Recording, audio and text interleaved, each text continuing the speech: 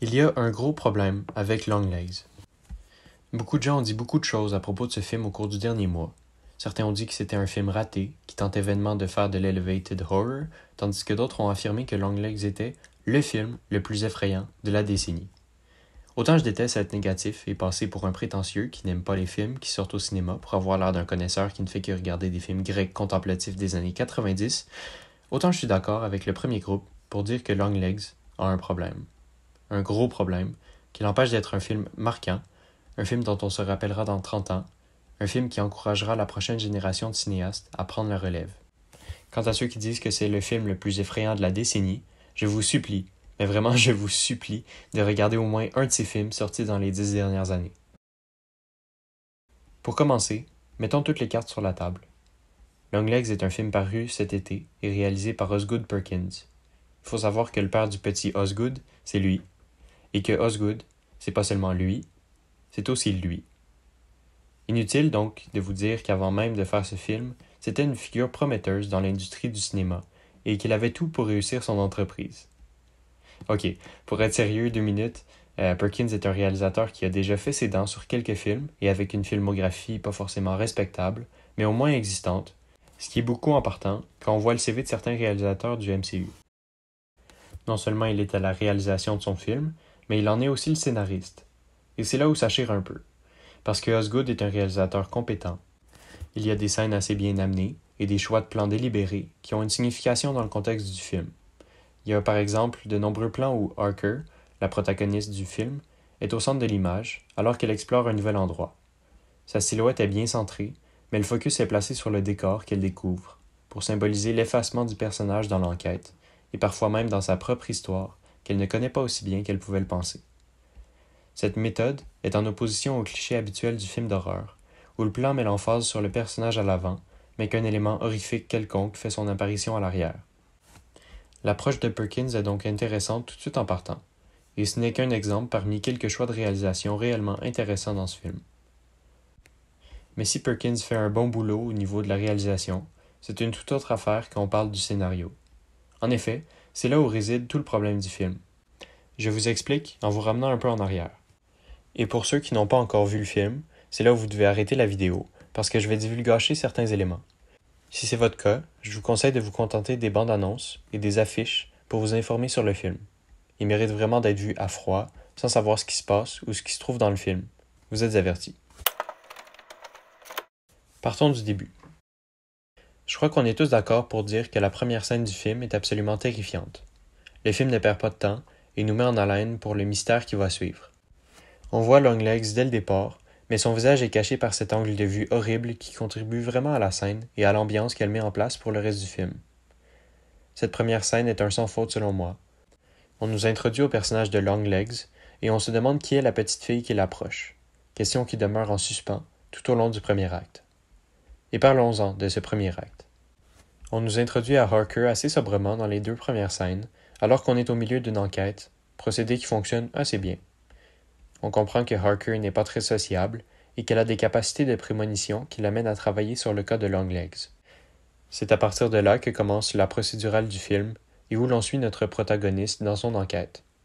Son personnage est développé peu à peu grâce à ses interactions avec l'agent Carter, qui n'a d'ailleurs rien à voir avec cet agent Carter.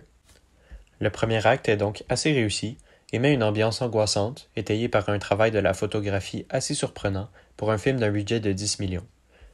Le mystère est bien exposé et les investigations prennent déjà un angle personnel lorsque Harker reçoit la carte d'anniversaire, moment qui nous investit dans l'histoire encore plus qu'on ne l'était déjà, en augmentant progressivement la tension. Personnellement, j'étais vraiment engagé dans l'histoire à ce moment, mais ça n'a pas duré. Dans la seconde partie, les 2 agents du FBI se rendent à la ferme d'une ancienne victime de Longlegs et y découvrent une poupée, alors qu'en parallèle, les références sataniques prennent de l'ampleur dans les lettres de Longlegs, qui finit par se donner à la police. Et comme vous pouvez le voir par ce résumé, l'histoire commence à aller dans tous les sens. Dans la 3e partie, la vérité sur la mère de Lee Harker est dévoilée dans une scène d'exposition assez intéressante, même si le retournement de situation était évident. On assiste aussi à l'interrogatoire de Longlegs, qui offre la performance la plus intéressante du film, avec un Nicolas Cage déjanté, comme à son habitude, mais qui nous laisse sur notre faim avec ses déblatérations cryptiques qui, au final, ne mène à rien d'autre qu'à une fausse piste concernant un complice.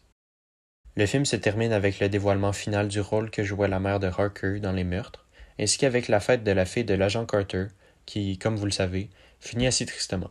Le problème avec tout ça, c'est que l'histoire va dans tous les sens. Si le film commence avec une enquête dite procédurale, à la David Fincher, l'histoire se transforme peu à peu en une investigation surnaturelle qui amène l'intrigue dans tous les sens, avec son symbolisme satanique, ses poupées vaudou et un Nicolas Cage en roue libre, ce qui donne un résultat assez chaotique. J'irais même jusqu'à dire trop chaotique. Même si l'effet était clairement délibéré, il n'empêche qu'il fait s'effacer l'ambiance très contrôlée et mystérieuse du départ. On finit par tout nous montrer, même si certaines explications, comme celles concernant les fonctionnements des sphères, sont laissées volontairement obscures. Cela n'empêche pas le film de nous montrer la silhouette du diable et de développer une finale pas très nuancée, à base de possession et de meurtre au couteau, ce qui, selon moi, va à l'encontre de ce que le début du film avait établi comme atmosphère.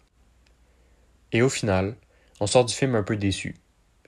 On nous en a trop montré, tout en oubliant de développer les personnages et de boucler la boucle comme il se faut. Le film se termine sur une fin ouverte, pas très ouverte, où Harker s'enfuit de la maison avec Ruby, n'ayant pas pu détruire la poupée. L'arc narratif de la socialité de Harker est plus ou moins laissé comme tel, et pire encore, ses habiletés de divination ne sont pas utilisées à nouveau dans le film, ce qui laisse quand même pendre de très gros fils narratifs dans le vide, et c'est dommage. À force d'explorer trop d'idées différentes, le film se perd et renonce à l'ambiance qu'il avait si bien établie au début du film, au profit d'idées horrifiques qu'on a déjà vues 1000 fois au cours de la dernière décennie. L'opposition entre les deux directions que prend le film laisse place à une incertitude dans le ton. On ne sait alors pas s'il faudrait rire face aux réactions de Longlegs, ou si on devrait prendre la situation au sérieux. L'exagération dans la performance de Cage est ambiguë, et le manque d'intention claire derrière celle-ci nous empêche d'apprécier le film adéquatement. C'est pourquoi on retrouve autant de critiques donnant des opinions opposées du film. Ces intentions artistiques deviennent floues à mesure que progresse l'intrigue, et cela nous empêche d'apprécier le film à sa juste valeur. Bref, je ne pense pas que Longlegs est un mauvais film, mais je ne pense pas non plus que c'est un chef-d'œuvre. L'idée des images subliminales et du symbolisme autour de Longlegs et de ses idéaux sataniques sont assez réussies, et donnent envie d'en chercher le sens caché avec plusieurs visionnements. Mais la profondeur de cette partie de l'histoire contraste avec le manque de nuances de la finale, nous ramenant à la triste réalité. Longlegs est un film d'horreur, comme les autres. Merci beaucoup d'avoir écouté ma vidéo. J'ai essayé quelque chose d'un peu plus nouveau, d'un peu plus scripté. Puis je sais pas si ça a fonctionné. Je sais pas si je vais continuer à faire quelque chose dans cette veine. Mais dans tous les cas, j'espère que vous l'avez apprécié.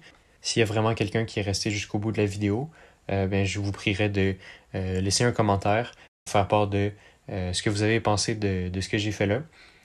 Ça me ferait vraiment plaisir d'entendre ce que vous en pensez. Et donc, je vous remercie d'avoir écouté la vidéo.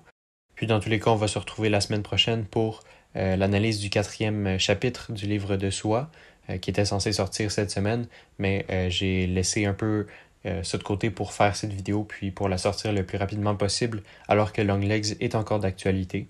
Mais donc, entre-temps, je vous remercie d'avoir écouté cette vidéo. Merci beaucoup.